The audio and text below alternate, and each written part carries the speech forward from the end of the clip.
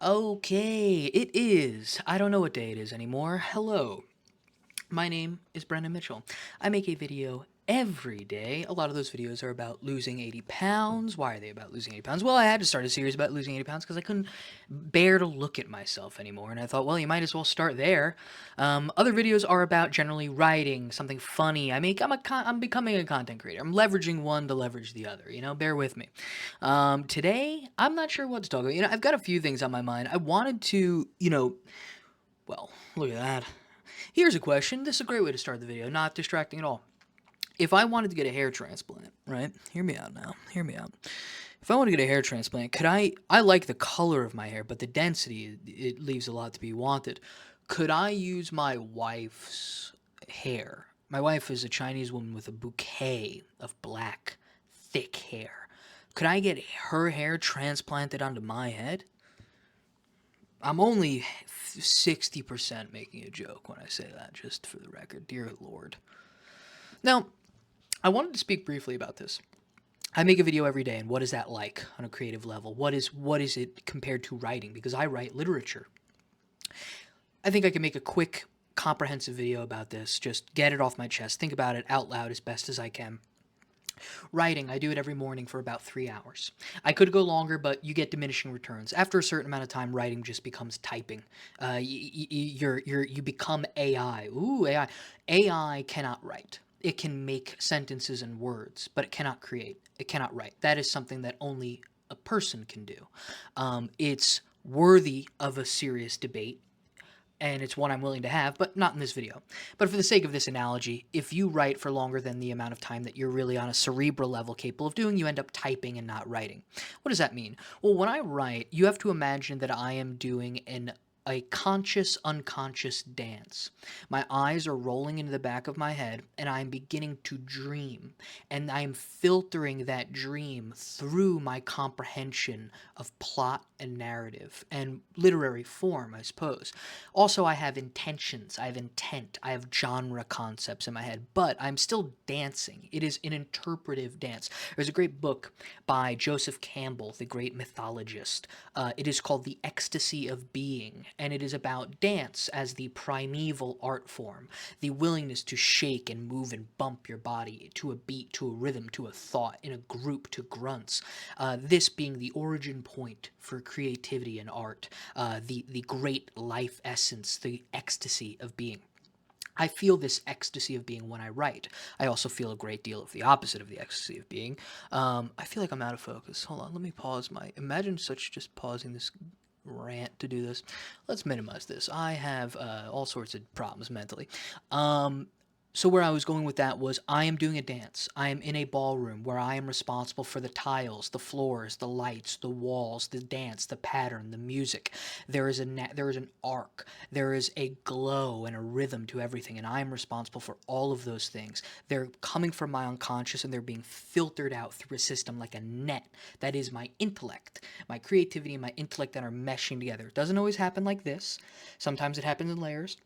Sometimes the creator is more present, sometimes the editor is more present.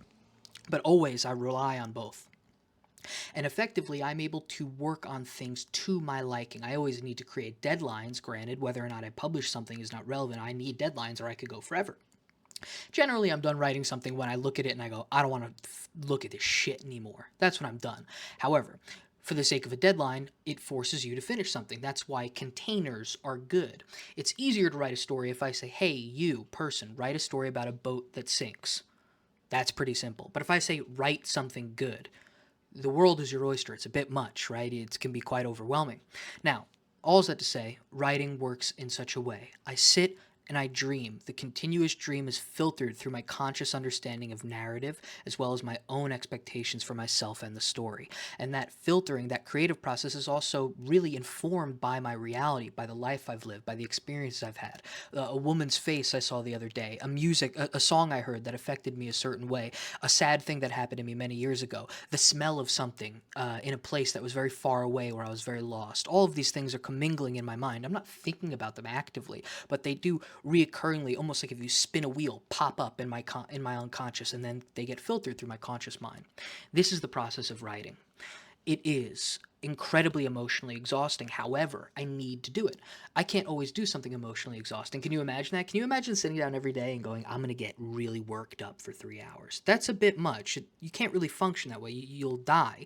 So you have to sort of trick yourself into getting into a heightened sense of alertness while you write and then letting it subdue. When I work myself into an emotional frenzy while I write, it exhausts me. I can't do it every day. So you actually have to trick yourself into a disciplined balance between the two worlds, an emotional frenzy and also a logical, disciplined, rigorous routine. These two things have to sort of curve and snake together. And ideally, somewhere in there, you find your style, your form, your ability. Creating a video every day, not the same.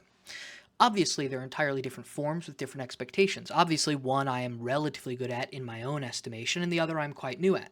I've made almost 60 videos now, and I make them all almost exactly the same way. Obviously, if you watch, you'll see that I become more comfortable on camera, but the videos themselves don't change much, right? That's because I haven't really put in a lot of effort in rapidly improving them. Now, I have learned quite a bit creatively from making videos, though. So if I could distinguish now writing over here and videos every day over here, videos are a less creative form. Obviously, I can use a literal analytical metric to gauge whether or not a video is good or bad, but that's based on effectively a completely mosaic, incomprehensible algorithm that I don't know whether or not it's actually a measurement for whether or not something is good. I can look at a video and decide if I think it's good, and usually I think they're bad. I think there's a nugget of good, a nugget of bad, but none of them are truly impressive to me in the terms of the ones that I've made. But I have found what kind of person I am when I'm pushed to the limit by making a video every day and not wanting to be totally embarrassed by the video or feel like I've totally ruined my shot at becoming a YouTuber, just by posting it. I've found that if I think I have a good idea, I have to let the idea go because I probably don't have the time to orchestrate that idea. Someday I will have more time, and someday the list of ideas I have, I will put into better videos, ones with more editing, ones with a little bit of writing. But I can't do that always, or at least I can't do it right now. Why I know it will be bad if I try is because if I have a good idea, my writing mind comes in and tries to make it good. And then this process takes a lot of time out of my brain, and I don't have the capacity to do it every day. So I can't make a video every day at that level. So a video generally for me is best if the idea is kind of good and I have enough free time to bullshit it. Or I have no idea what I'm doing and I just sit down and talk. Those are where I can thrive in the creation of the video. Effectively, you're forced into a position where you have to make something now, which I do enjoy the feeling of. It's only that if you halfway through a video decide on a better idea, you may not have time to go through that idea, and you don't want to jam the idea in because that's going to make the video unwatchable. It's going to make it too confusing. Immediately, there's an enormous difference between writing and video making by process alone, let alone by the nature of how they're observed. Writing is when I write something, you read it. It is a mutual give and take. You may think, oh, but when you make a video, I watch it. It's not the same. When I write something, you are meeting me halfway and giving me the story. What do I mean by that? When I write something, I get to assume to what degree you're able to imagine what it is I'm saying and meaning, which means I don't have to tell you everything. I don't have to give you 100%. I can give you 30% and hope to God you get the 70% on your end right. Writing and reading is a collaborative experience. You are part of the creator when you read someone's writing. You become an active participant in the writing because you are the one responsible for the imagination. I gave you the ingredients, and up here is baking that continuous dream. It's creating that long form, hopefully a dance that mimics the dance I wanted to put inside of your head. One way or another, reading is in itself a creative act. Watching is not. It's just not the way it works. Your imagination has to start turning gears. That's why reading is quite tiresome, because you're actually at work while you're doing the dreaming. Dreaming is quite exhausting, especially when you're doing it and you're filtering it through language, which can in and of itself be quite complex. Now, when I make a video, the thing that I'm most worried about now is does it even do this? Does it even have an arc? And that's probably one of the first things I'm learning about videos. I'm starting to get a sense now when I make a video, I'm going, okay, so The video has to have this, this, and that. These three ingredients, if they mix in or they're jumbled in some degree, that's worth it. Generally, the hook I use in a video is just me. I don't create a hook. I don't create a lead. I don't do any of those things. I should, and maybe I will become better at doing it. But effectively, the purpose of the video now is just, let's see if I could grab them with me being funny, interesting, or sincere. Sincere being the easiest one, right? Because it's very easy for me to sit here and just be honest. It's pretty fucking easy. I'm doing it right now. There's a trap with sincerity, though, because at a certain point, sincerity begins to sound like a saccharine and dramatic and almost ostentatious. When you see a lot of content creators and they do a daily vlog, a day in their life, there's always a good deal of drama. There's a great deal of emotional investment at stake. Really, the reality is, if you want me to be entirely sincere with you, there is not a lot of drama in my daily life. I am not always entertaining. I am not always full of joy. I am not always angry. I am not always happy. My variances are like this throughout the day, and a great deal of those variances do not create good content. Most of the time, I'm a very serious person with an underlying current of being extremely ridiculous. I'm a silly person. It's hard for me to take anything seriously. But that doesn't always translate well to video. So when you are sincere on YouTube, you are still lying in a large way. You are still not sincere. Sincerity is, in and of itself, a bit of a play, a bit of a stage game. So it's tough to really market that as what I do. What am I getting at here? What am I getting at? What I'm getting at here is I am learning how I want to do videos, and I'm beginning to see sometimes the x-ray of what I like in a video and what I don't like.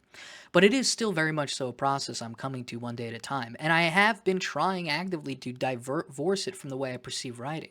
Because when I do that, I go, you know what, this isn't even, a video isn't even something creative. I go, this is no form of creativity at all, and I completely abandon that concept. Because if I were to trigger that creative part of my brain, it would make each video way harder to make, way harder. But I'm beginning to hope that I can create a meld and find a way to get a bit of that creative pinch into the videos.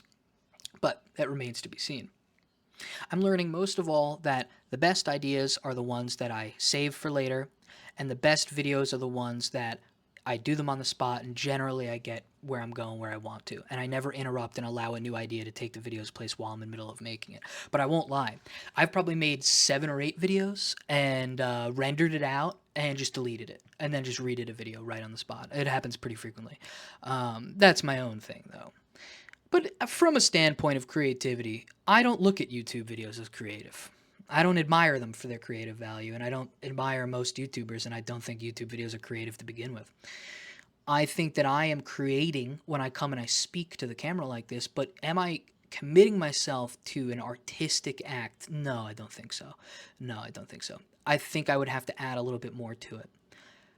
Unless you could make some sort of argument that, you know, oration and the constant stream of thought, the organization of ideas presented in this form is in its own way an art form, which I think you start to get into tricky territory.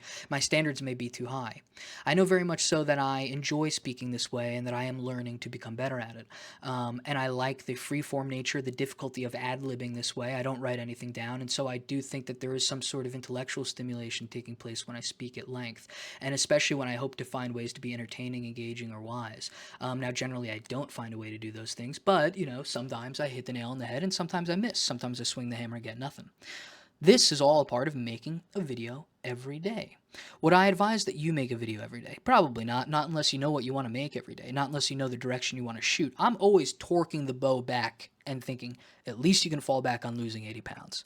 And that's the beauty of making a video every day, because I'm discovering my stylistic trappings and the kind of content I want to make whilst following through on the framework of losing 80 pounds. Whereas inevitably the framework will go away, the 80 pounds will go away. It'll be me and a big core audience and what I like to do and people that are here for me.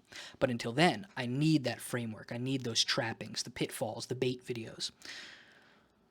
All things you don't think about when you write literature or poetry.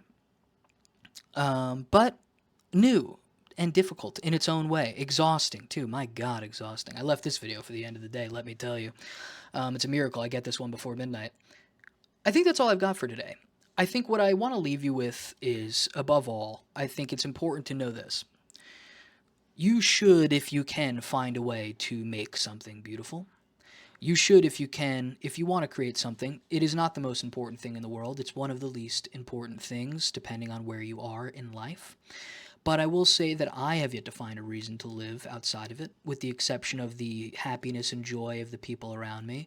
I don't know what else I would do with my time if it weren't for my ability to carry around a great big sharp weapon that is my creative mind, and then to wield it with passion and rage and love to ideally create something decent, decent enough for someone to enjoy it. And if that is something you want to do with your time, I advise you to use that weapon and carve out a piece of time every day. And anyone that gets in your way, you should, you know, take them down.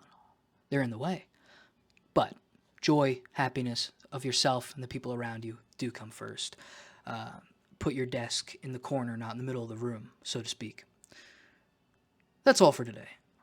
Just a little chat, a little late night, borderline ASMR chat about creativity, how I feel about it right now in relationship to writing and making videos. Late night. Have a good week. I will see you tomorrow where I lift big, strong weights and I walk around the gym and I think about how it is that I got to look like just something that just crawled out of an easy bake oven after being left alone for a few years. Goodbye, guys. Tomorrow.